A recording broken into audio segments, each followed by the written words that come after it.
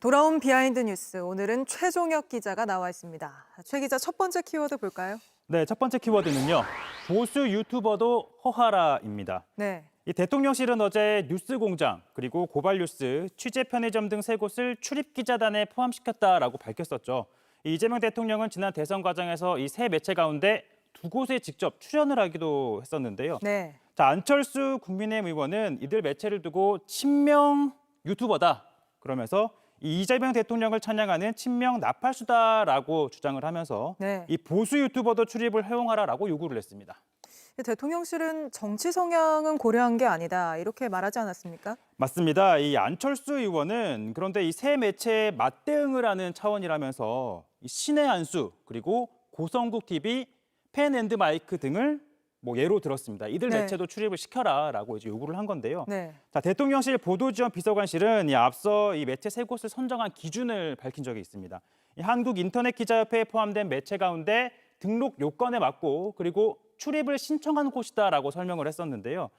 자, 이 한국인터넷기자협회에 직접 제가 확인을 해보니까 현재 90여 개 언론사가 가입이 되어 있는데 네. 이 안철수 의원이 언급한 세 개 매체, 그러니까 신의 한수, 고성국 TV 그리고 펜앤드마이크는 모두 회원사가 아니라고 합니다. 아, 그렇군요. 그럼 출입 기자 등록 첫 번째 조건부터 해당하지 않는 거네요? 맞습니다. 그리고 또 이 문화체육관광부에 등록된 정기 간행물인지에 대해서도 제가 한번 확인을 해봤는데 이 새롭게 이 대통령실 출입기자에 포함된 세 곳 모두 인터넷 신문으로 등록된 언론사입니다. 네. 이 안철수 의원의 주장처럼 단순 유튜버다 이렇게 보기는 좀 어렵다라는 평가가 나오고 있고요.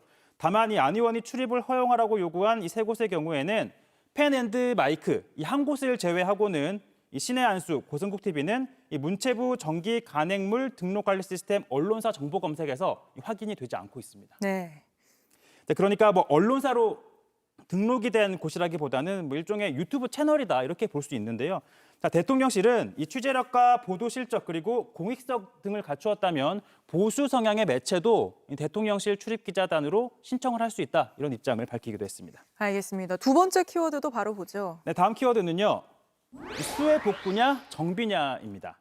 자, 지난 21일 민주당은 김병기 원내대표를 비롯해 이 박찬대, 정청래 당대표 후보 그리고 소속 국회의원들이 폭우 피해가 컸던 충남 예산을 찾아서 이 복구 봉사활동을 했습니다. 네. 같은 날 같은 당 소속 이 정일영 의원은요.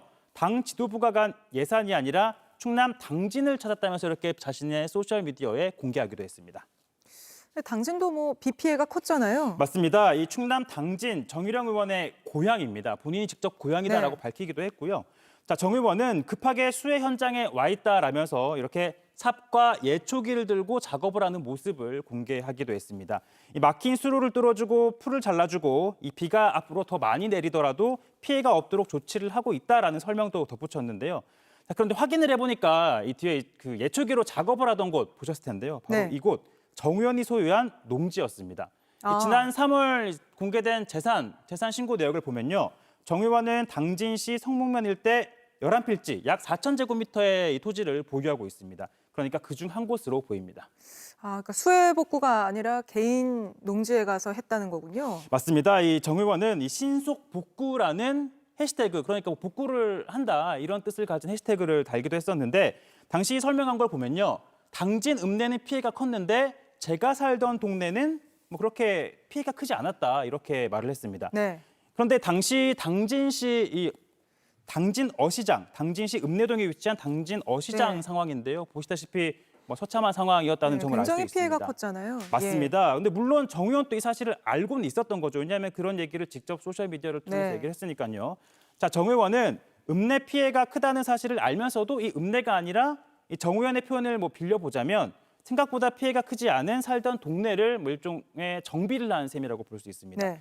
자, 국민의힘은요, 이 국가 재난 상황에서 이 자기 밭 정비의 셀프 공치사라고 비판을 하고 있습니다. 정 의원은 어떻게 해명하고 있습니까? 네, 정 의원에게 직접 한번 입장을 물어봤습니다. 저희 JTBC와 통화를 했는데 자, 풀을 그대로 두면 폭우시 이 고향집 밭 밑에 살고 있는 할머니 댁으로 이 물길이 덮치기 때문에 예방 차원에서 정비한 거다라고 설명을 했습니다. 네. 또 일부 보도에서는 이 당시 현장에 보좌진을 동원했다라는 보도가 있긴 했었는데 관련해서 정 의원은 보좌진은 간 적도 없고 혼자서 작업을 했다라고 했고요. 정정 보도를 하지 않으면 법적 대응에 나서겠다라는 입장도 밝히고 있는 상황입니다. 다만 마치 수해 복구 활동을 한 것처럼 소셜미디어에 사진과 글을 올린 데 대해서는 좀 오해를 살 만한 일인 것 같다라면서 현재는 삭제한 상황입니다. 알겠습니다. 오늘은 여기까지 듣죠. 최종혁 기자였습니다.